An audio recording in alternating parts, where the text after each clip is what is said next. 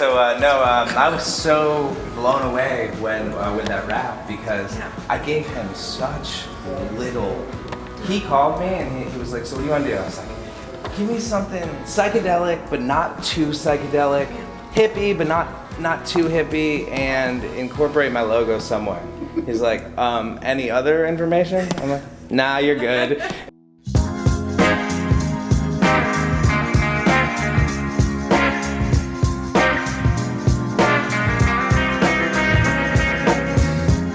So tell us a little bit about yourself, a little bit about the concept and where it came from. Cool. Well, my name's Charlie. So I've been a chef my whole life, went to culinary school. I'm 30 now, so after working in the industry for about 14 years, got real burnout of working in kitchens. So I wanted to start something new. My partner and I decided to follow this rock and roll band, Dead & Company, all over the country and start selling food in their parking lots. So we started out real slow under an easy up 10 with just a few grills and slowly got bigger and bigger. Got our first food truck, used super tiny, a 7x7 little box, slung a bunch of burritos out of it, and now we have our operation set up full time in Folly Beach, South Carolina, and really, really loving what we do, for sure.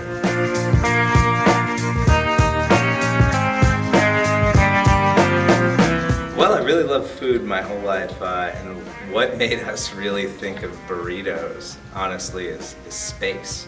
So we always had a really teeny tiny food truck.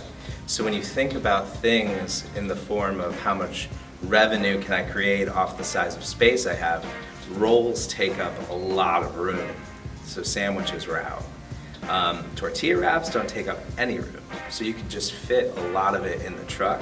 So that's kind of where we got our burrito idea from. But we don't do your traditional Mexican style burritos. We do like American style burritos. So we have a really cool one, which is a pork and mac burrito. So we use homemade Southern style macaroni and cheese, barbecue pulled pork, bacon, crispy fried onions, and then the Carolina Gold barbecue sauce.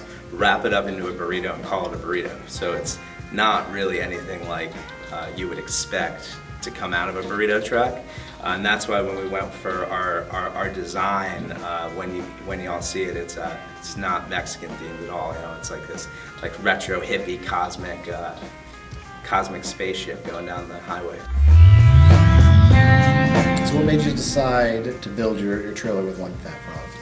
Well, I've researched a lot. I spent over a year researching food trucks, and something that was really important to me because I travel all over the country is something that was sturdy and I wouldn't have to worry about the actual trailer itself breaking down.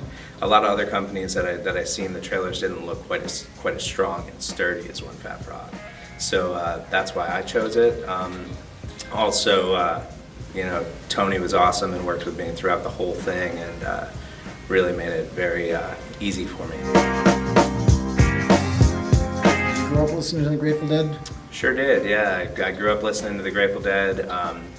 My first tour with them was straight out of high school, was 18 years old, and I traveled all over the country and saw them.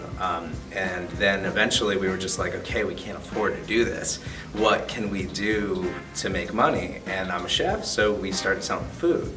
And then it just kind of clicked. We're like, wow, I can make a living doing this and I don't have to bust my butt as a line cook anymore. So then we started our food truck. And then when COVID happened this year, all of our concerts and festivals got canceled.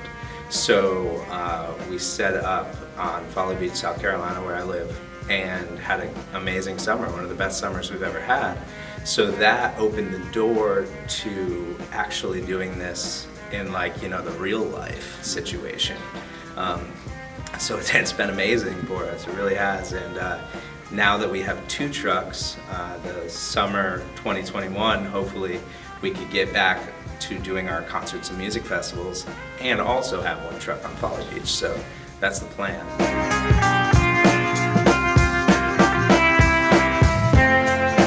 We're just a real fun, laid-back group of people, and I can guarantee that if you see our food truck somewhere, you're already going to be having a good time. We don't go places where people aren't having a good time. So, you know, so if you come in and you happen to be somewhere where we are, you're going to be having a great time. time. So come find us.